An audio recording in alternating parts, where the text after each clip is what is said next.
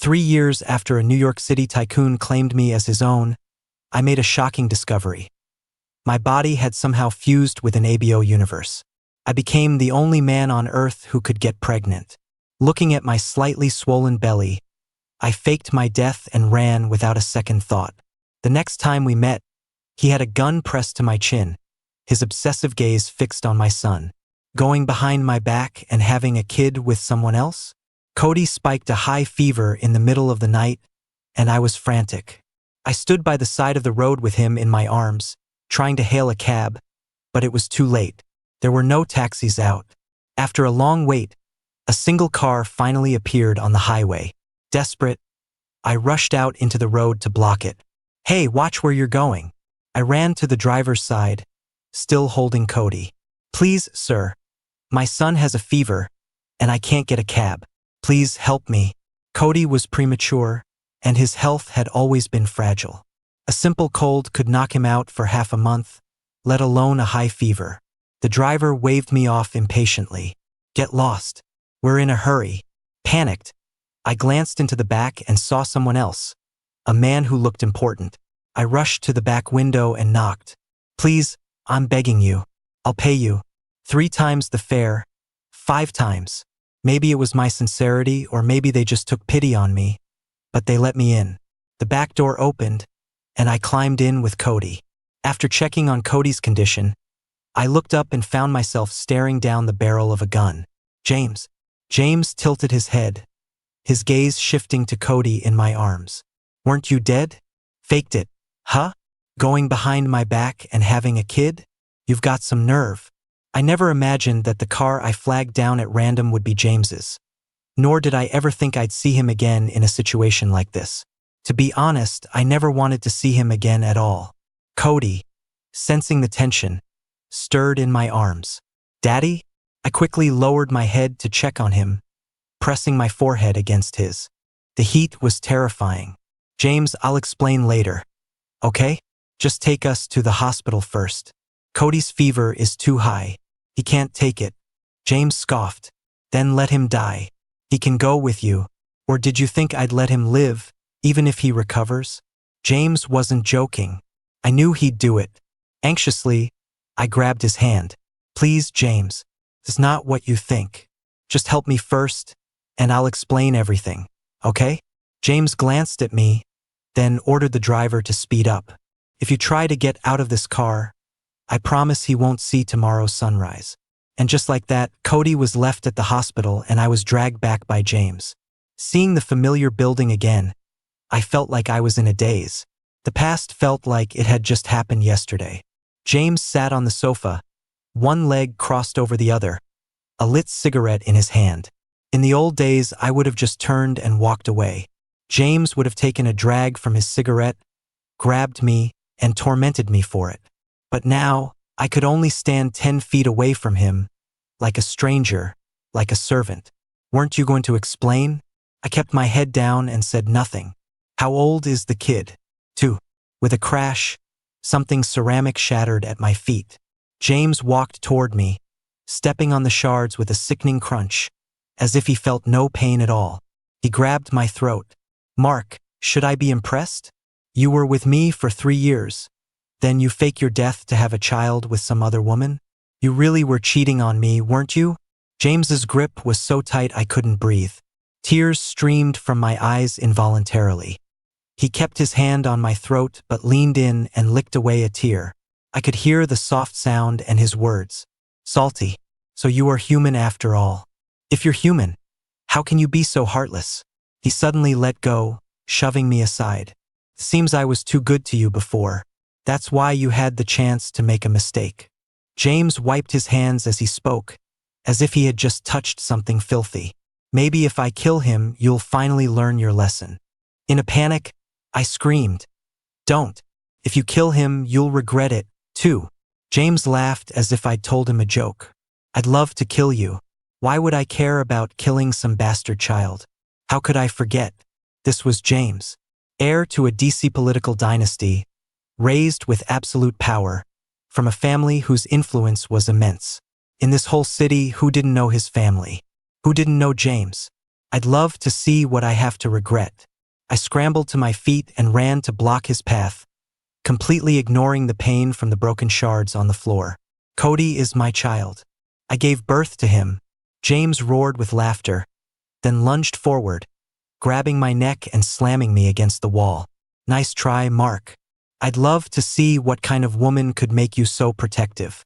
Didn't you used to value your pride so much? When I was forcing myself on you, when you were crying like a little girl, why didn't you mention you could give birth then? He pressed my face against the wall from behind. His words whispered into my ear, each one more devastating than the last. It wasn't because of the 3 years he'd held me captive. It wasn't because of his attitude now. It was because I really could give birth. I still don't know why, during my 3rd year with him, I suddenly awakened a second gender and became an omega. When I left James 2 years ago, it wasn't because I truly hated him. It was because I found out I was pregnant. By then, our relationship had become more stable. I was still resentful, but I had stopped trying to leave him. He was on a business trip in Europe, and for 2 weeks, I couldn't stop throwing up. I couldn't keep anything down and looked like a wreck. Later, I was having dinner with Chloe when I got sick again, and she dragged me to the hospital for a checkup. That's when I found out I was pregnant. My first reaction to the news was to run. I was a man. I had been under another man for 3 years. Everyone in the city knew James was keeping a man. No one said anything to my face, but behind my back, they called me a rent boy. Those words bothered me at first, but James protected me. Though his family gave me hell, he never let anyone say a bad word about me in public. After a while, the rumors died down and I stopped trying to run. But I was pregnant. I was a man and I was pregnant. When the doctor told me, I broke down, agonizing over whether to keep the child or to run. So I faked an illness and had the housekeeper take me to the hospital. On the way, there was a car accident and I faked my death to escape. Chloe helped me arrange everything. What are you crying for? Didn't you say you gave birth to him? Why are you crying? I hadn't even realized I was crying. I struggled, but I couldn't break free. I mumbled I really did give birth to him. James, furious, laughed again and dragged me upstairs, throwing me onto the bed. As he loomed over me, I felt like a fish pinned to a cutting board, unable to escape. I lay there stiffly as James wrapped his arms around me, holding me tight. Don't tell me you actually think I'm still interested in you. Then he closed his eyes and ignored me. Soon, I could hear his soft, even breathing. After he was sound asleep, I carefully started to get up. But before my feet could touch the floor, in such a hurry to see that woman, are you? James's voice sounded teasing, but it was ice cold, with no trace of sleepiness. He hadn't been asleep at all. He sat up and methodically straightened his clothes. From now on, you don't leave this room without my permission. My head snapped up to meet his gaze. He reached out, grabbed the back of my neck, and pulled me close. Try to run again, and I'll make sure you never see your son again. I grabbed his hand. Take me to the hospital. When we got to the hospital, Cody was already doing much better. His fever had broken, though his little face was still flushed. Chloe was there, sitting right by his side. When she saw me, she rushed over and checked me from top to bottom. Are you okay? I shook my head. She knew all about the years James had kept me. She was my best friend. She knew I was gay. She knew I was pregnant. And she knew everything that had happened between James and me. Chloe believed James was the reason I had suffered so much. If it weren't for him, I wouldn't have gotten pregnant. And I wouldn't have been so lost and alone raising Cody by myself. I wouldn't have become so timid and insecure. As Chloe passed James, she didn't even glance at him, just pulled me over to see Cody. Cody woke up for a bit earlier. He was asking for you. I stroked Cody's still warm cheek, my eyes welling up. As I stood there lost in thought, Cody woke up. Mommy, is Daddy here? Chloe, seeing how hard it was for me to raise Cody alone and worrying that he'd be affected by not having a mother, had offered to let him call her mommy. I was endlessly grateful to her for that. She was my best friend and my family. Chloe took Cody's little hand. Daddy's here, sweetie. See? Right here. I steadied myself, but just as I reached for Cody's hand, James forcefully pulled me out of the room. Ha, so it was her. Back then, I checked the security footage. I saw you had dinner with her, went to the hospital, and then a few days later you died in a car crash. You've got a lot of nerve, bringing that woman right in front of me. I was worried about Cody and in no mood to argue with him. No, that's not it. Just let me see Cody. I chatted with Cody for a while until he got sleepy again. I asked Chloe to watch over him for a few more days, because I knew James wouldn't let me go, especially since he thought I had betrayed him. James didn't take me home. He took me to Elysium. Elysium was a famous club for the city's elite. The people who came here were either rich or powerful, and the parties and prices were staggering. When James led me into the private room, the noisy space fell instantly silent. Holy shit. Well, look at that. Looks like Mr. Astor has finally decided to move on. I kept my head down, silent. The men speaking were James's friends. His closest friend was Hayes, the youngest son of a famous tycoon. The other two were Matt and Connor. They weren't as close to James and were the ones who used to call me a rent boy. Hayes circled me, and James kicked him for it. This is one hell of a look-alike. Hayes was a classic playboy, and his words rarely made sense. But even I had to admit, you'd be hard-pressed to find another guy in the whole city with natural fox eyes like mine. James said nothing. He sat in the middle and I sat beside him. He didn't say a word to me the entire time. He called over girls to drink with him and ordered all kinds of services. He had a great time treating me like I was invisible. It wasn't that I wasn't angry, I just didn't have the right to be. Before, if James came home from a night out smelling too strongly of smoke, I would have coldly kicked him out of bed. Years ago, because we'd gotten off to such a bad start, I was always cold to him, but it wasn't like I didn't have feelings for him. The door to the room opened, and another familiar face walked in. Lindsay, the daughter of the Lynn family. Lindsay saw me and her mouth dropped open in shock. James waved her over, shooing away the random women around him and motioning for her to sit next to him. Lindsay glanced at me before sitting down beside James and starting to flirt with him. I always knew that Lindsay had a crush on James. The very first time we met, she threw a glass of juice on me. Have you no shame? A man seducing him just to climb the social ladder. You're pathetic. They were right about you. You're a rent boy. Her words stung, and a rebellious impulse took over. I grabbed James's shirt and kissed him. In the 2 months I'd been with him, it was the first time I'd ever initiated a kiss outside of the times we fought in bed or the times I was forced to buy passion. James's anger toward Lindsay instantly vanished, and a second after I kissed him, he took control. Lindsay screamed and ran out of the room. The next day, I was summoned to James's family home. 3 years ago, James wasn't the untouchable tycoon he was now.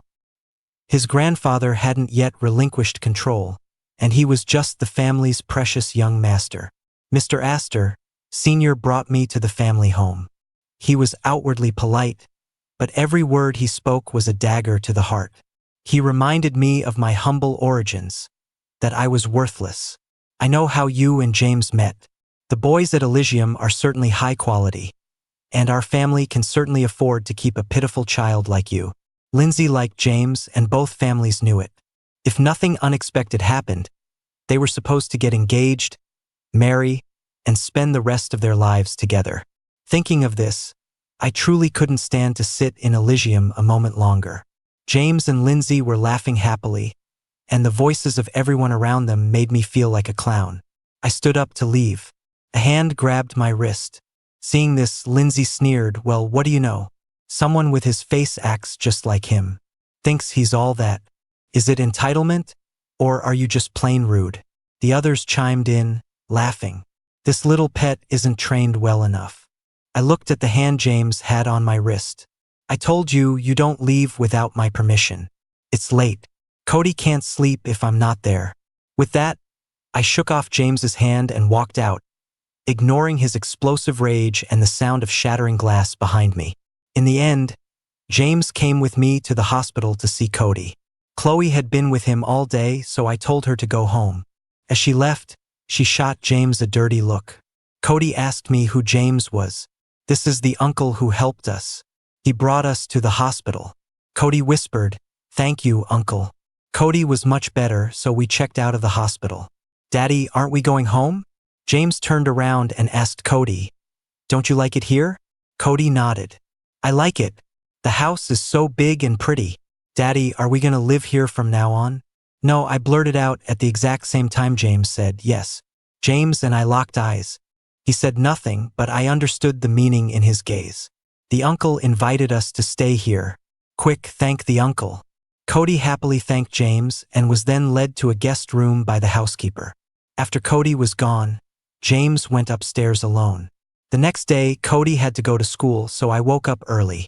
When I woke up, James wasn't in bed, and I couldn't find him anywhere in the house. The housekeeper told me he had left on a business trip. I nodded and, after breakfast, was about to take Cody to school when I was stopped at the door. Mr. Astor has given instructions.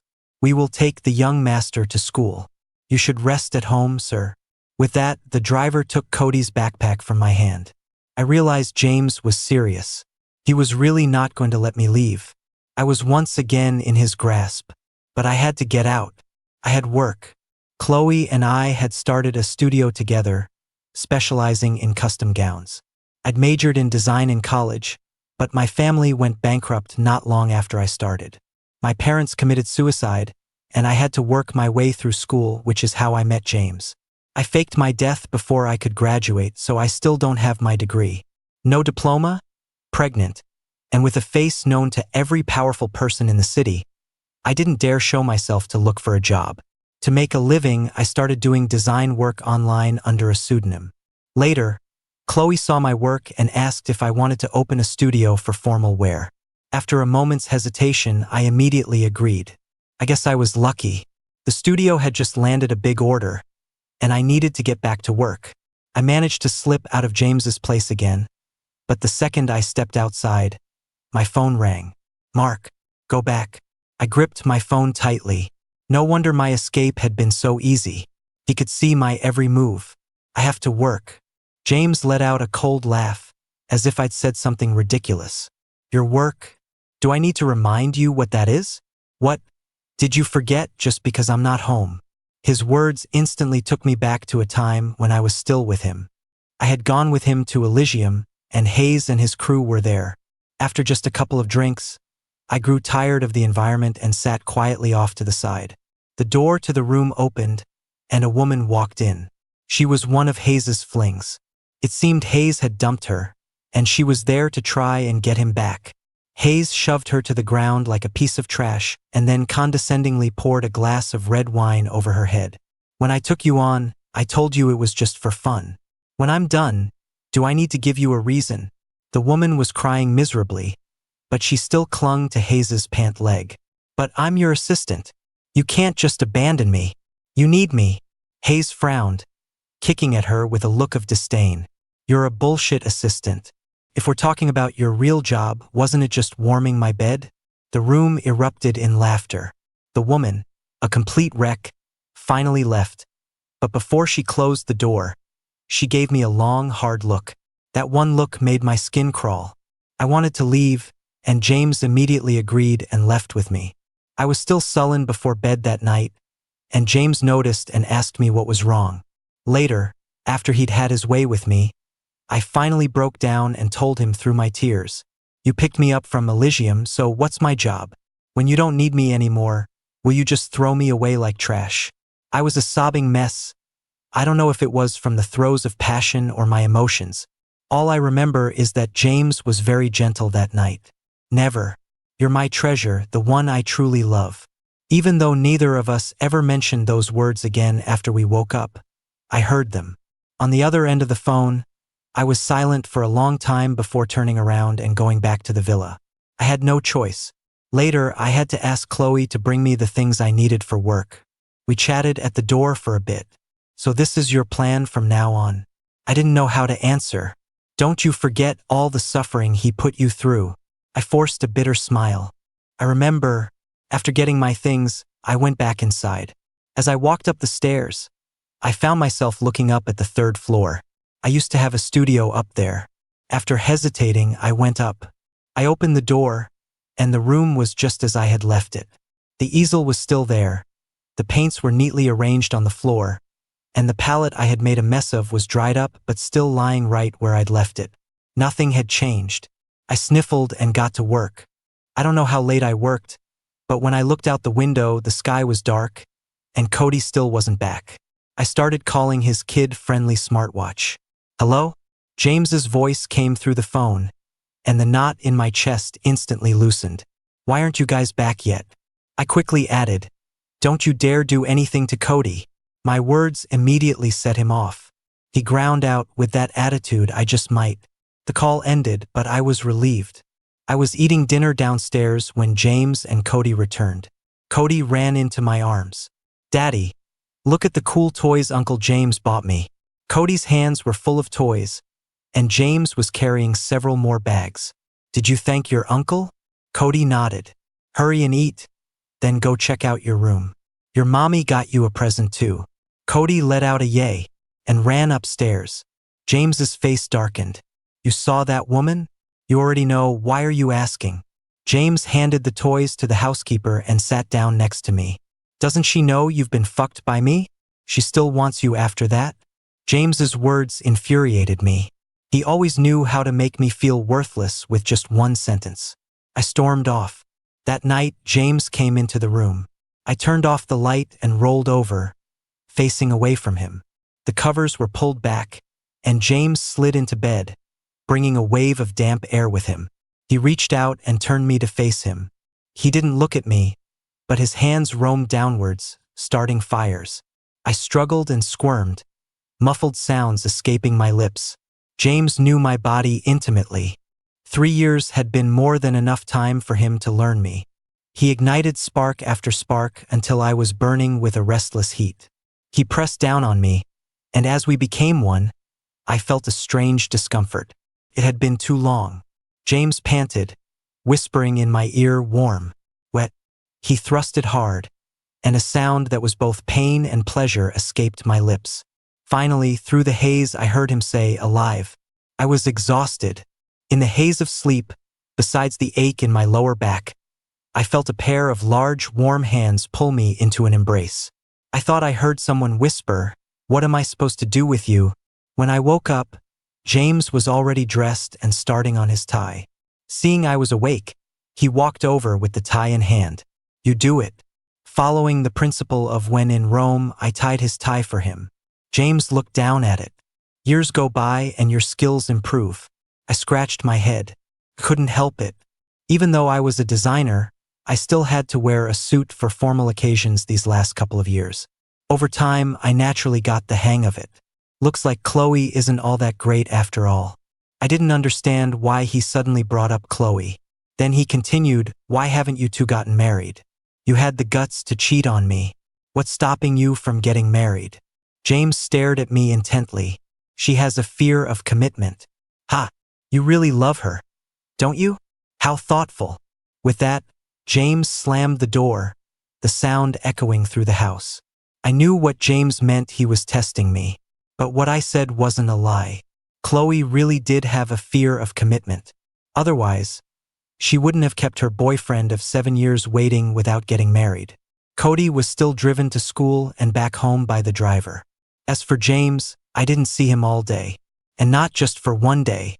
For a whole week, I didn't see him during the daytime. Except at night, when he would always slip into bed, smelling of the damp night air, and torment me. He would be gone before the sun came up. But every day, deliveries would arrive at the house, things James had ordered. I looked, and they were all staggeringly expensive. Clothes, watches, cars, you name it. He was acting like a John paying for services. The gown was finished. I contacted Chloe to come and pick it up. When she arrived, she looked completely drained. The dark circles under her eyes reached her chin, and her usual sparkle was gone. I handed her the packaged gown. What's wrong? At my words, Chloe looked up, her eyes instantly welling with tears. He cheated on me. She sobbed, and I had never seen her so broken. She wasn't wearing any makeup. Her clothes were wrinkled, and her face was tear-streaked and lifeless. Chloe's voice was hoarse as she cried. I never thought he would cheat on me. The he she was talking about was her boyfriend of 7 years. They had been together since high school, from school uniforms to graduation. We all thought they would get married. I had asked Chloe before why she wasn't married yet. She said she was afraid of commitment. He knows I'm scared of marriage, so he doesn't pressure me with proposals. We're taking it slow. At first, I thought it was nice, but over time, it started to feel strange, though I couldn't put my finger on why. It wasn't until today that I realized he was using her fear as an excuse, dragging things out because he didn't want to get married but didn't want to break up either. Chloe was crying so hard she could barely stand. After putting the gown in her trunk, I drove her home. My phone kept ringing, but I was too busy to answer. Worried something might happen, I decided to stay with her. I sent a text to Cody, telling him to go to sleep. James didn't call again. I figured Cody would tell him where I was. Chloe and I went to a bar and got a private room. She grabbed a bottle and started chugging. I drank with her at first, but I couldn't keep up and just ended up trying to get her to slow down. Around 10 p.m., the door to the room opened. It was James. He looked at me and Chloe. Chloe was wearing a sexy dress. In her words, it was a wild night, and she was going to have a hot one-night stand. I was leaning in close to her, trying to stop her from drinking more. James's eyes instantly turned red. He yanked me away and dragged me out of the room. Chloe, we can't just leave Chloe.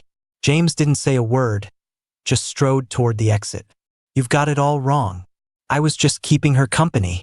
Have someone take her home. James threw me into the car and slammed on the gas, peeling out. The speed was terrifying. Are you insane? You're trying to get us killed. I screamed, and James finally eased off the accelerator. She just broke up with her boyfriend. I was there for her. James slowly pulled the car over to the side of the road and stared at me, his eyes burning. I knew he wanted an explanation, but I hadn't done anything wrong. She came to pick something up this afternoon, and that's when I found out she broke up with him. She said she wanted to drink, and I was worried about her, so I came with her. James sneered. You two have a unique way of showing your love. Are you crazy? We're best friends. Best friends? The kind who have a baby together? I snapped and slapped him across the face. I had told him so many times that I was the one who gave birth to Cody. He called Chloe mommy simply because he didn't want to be made fun of by other kids. After the slap, James pressed his tongue against the inside of his cheek. I saw his Adam's apple bob, and his eyes narrowed dangerously. He started the car again, driving at a much more normal speed this time. As soon as we walked in the door, the cook saw us and waved me over. Just a moment, Mr. Shaw. I'll bring you your soup. She brought over a bowl of fish soup, talking as she walked. The master said you were drinking on an empty stomach and that your stomach would be upset. So he had me make this soup for you ahead of time. Please try it and see if it's the same as you remember. Drink it while it's hot. The cook was the same one from years ago. She knew I preferred lighter flavors. But as soon as the soup was placed in front of me, the smell hit me, and I gagged and ran for the bathroom. James froze for a second before running after me. The cook was terrified and quickly tried to explain, but I always remember his tastes. It shouldn't be like this. I waved my hand, letting her know it wasn't her fault. James was scared to death. His face was pale as he patted my back.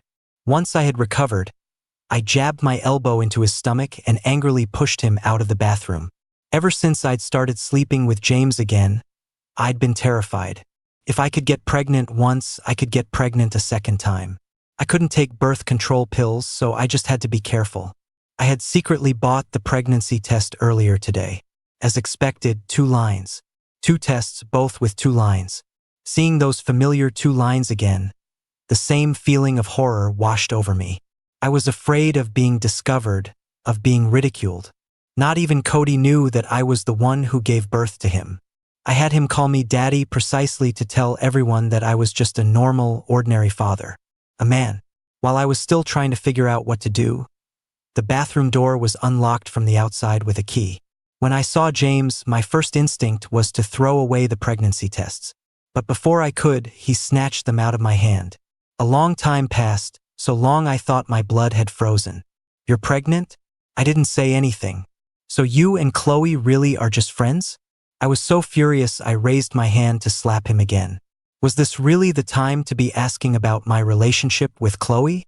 Shouldn't he be asking why I had pregnancy tests, why there were 2 lines, why I was a monster? James grabbed my hand and gently kissed it. He lowered his head, pressing his forehead against mine. Can I touch your stomach? I hesitated for a moment but nodded.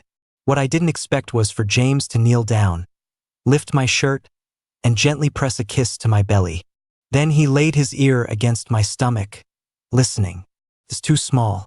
You can't hear anything, I said quietly. James stood up and hugged me. I'm sorry. Then go die. James laughed, and I could feel the vibration of his chest as I leaned against him. I can't die. I have to live so I can keep tormenting you. The next day, James took me to the hospital. I didn't want to go. Felt too strange. Let's just get a checkup, okay? I promise it'll be perfectly safe. Don't you want to know how it's doing? I don't. It was true. I didn't feel like I loved this child. In fact, I didn't love Cody before he was born either. Being pregnant, these babies, they made me feel like a monster. James seemed to understand what was upsetting me. We'll just get a checkup.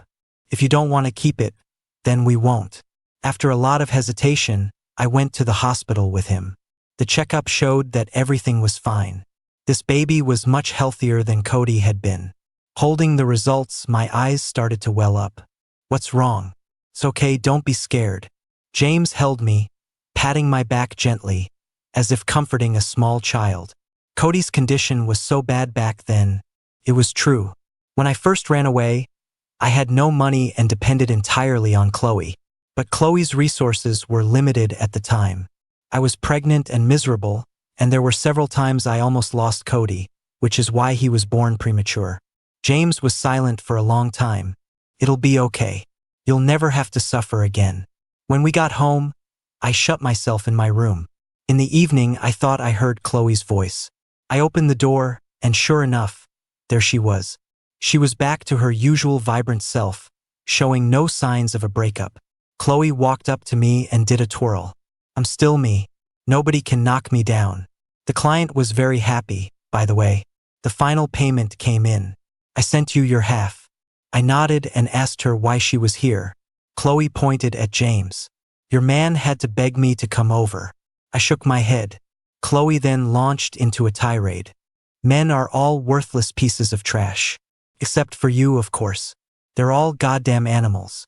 She finished with a fierce glare at James. After chatting for a while, I realized James had asked Chloe to come over just to talk to me and keep me company. It seems like I'm always the one hurting you. I may not like that woman, but she helped you so much, and she makes you happy. Chloe had gone home, and James was sitting on the sofa, his head bowed as he spoke. The warm living room light cast a glow on him. He was such a big guy, but he looked like a sad puppy. I don't want to have it. James's eyes immediately turned red. I'll make an appointment with a doctor for the procedure. He picked up his phone and started to walk toward the study. I grabbed his wrist. Aren't you going to try and change my mind? James shook his head. I respect your decision. Do you love me? James looked at me, then took my hand and placed it over his heart.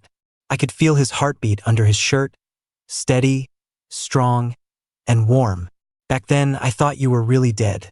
I rushed to the hospital, but they wouldn't let me see your body. They just handed me an urn. I was so angry I wanted to smash it in their faces. But I couldn't. That was you. The only part of you I could hold. James's eyes were red, his voice thick with emotion.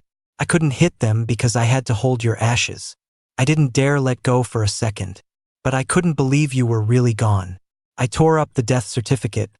Then I picked up every piece and taped it back together. James pulled me into his arms. That night I saw you holding Cody. I really wanted to kill you. You must have hated me so much to curse yourself with death just to get away from me. I knew you were unhappy, but it didn't matter as long as you were still alive. His voice was clear in my ear, but the words he spoke made me dizzy, hard to comprehend. But through his words I heard the answer. In this world, in this life and the next, for all eternity, James will love you. Even if you hate James, James will still love you. I sniffled and hugged him back. James's body tensed. I don't hate you. I faked my death, I ran, because I didn't want you to think I was a monster. Where on earth does a man get pregnant? Back then, I wished I really was dead. Just as I was about to cry, I heard a sharp wail. Daddy, I don't want you to die. Wah! Cody was standing behind me. I don't know how much he'd heard. Daddy's not a monster. Daddy is Daddy, sniffle. I don't know if Cody understood, but his words comforted me. James scooped him up.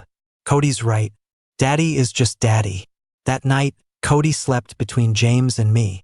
I had decided to keep the baby. The next morning, I was getting ready to go for a more detailed checkup when I opened the bedroom door and heard Cody calling James Big Daddy. Why does he get to be Big Daddy? James shot me a smug look, and Cody giggled at me. Suddenly, I wasn't angry anymore. With me pregnant again, James started planning our wedding. It's not even legal. Why bother? James was looking through a stack of venue photos from a wedding planner, dissatisfied with all of them. Hearing my words, his head snapped up, and he looked at me with a wounded expression. Are you really not going to let me be seen in public with you, my great designer? Cody puffed out his cheeks and mimicked him perfectly. Are you really not going to let Big Daddy be seen in public? Daddy? I took a sharp bite of my apple. Ever since that day, the two of them had become inseparable, and Cody was starting to look more and more like James. I told James that I was the designer known as Whisper. He said he already knew, and that the gown I had just made was one he had commissioned for his grandmother. James had taken me back to his family home. Mr. Astor, Sr. was old now, and James held all the power. The entire family had to listen to him. When Mr. Astor, Sr. saw me, he said, "Long time no see, Mr. Shaw. You're as handsome as ever." I pressed my lips together and said nothing. Cody, say hello to Grandpa. Cody ran out from behind James, not at all shy, and sweetly called out, "Grandpa." Before dinner, James and his grandfather went into the study and talked for over half an hour. After that, Mr. Astor, Sr. seemed to tacitly accept my presence and was especially affectionate with Cody. I found out later that James had told his grandfather everything and had also threatened him. Don't try to get rid of him again. If he leaves, I'll destroy this family. You have a grandson now, and you might have more in the future. Just enjoy your retirement. I was shocked at first, but then I was happy. He had gotten my revenge for me. Later, on the day the baby was born, I found out something else. The day I had my C-section, James had surgery too, a vasectomy. When the baby was born, he didn't even look at it. He ran straight to my side and took my hand. "You worked so hard, Mark. I love you." I squeezed his hand and saw that Cody's eyes were red too. "I love you too. I love you both."